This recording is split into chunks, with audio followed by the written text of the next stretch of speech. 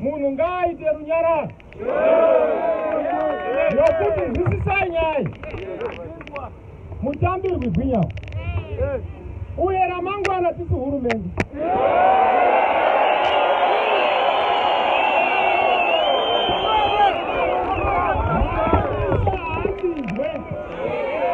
mapurisa anoramba ari mapurisa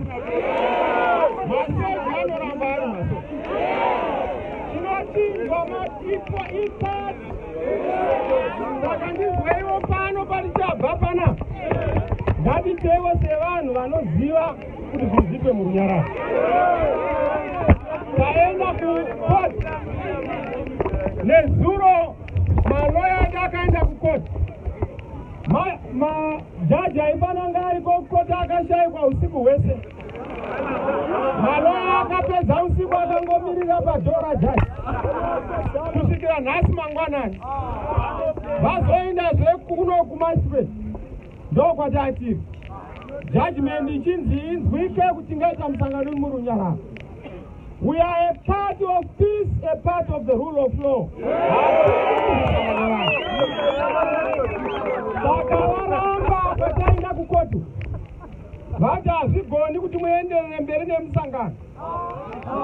Tikadaiwa zvakanaka chitipai mukana ndinoudza vanhu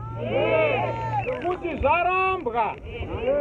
zvinozva zvarambwa ina ndide kuti politics dzemunyika muno dziruze upenyu hwemunhu kana hwani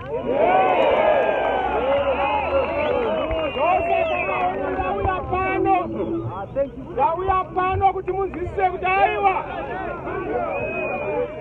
pamusoro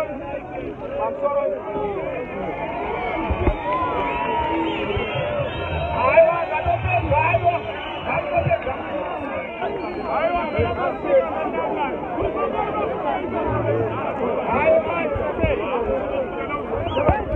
saka zvandauya pano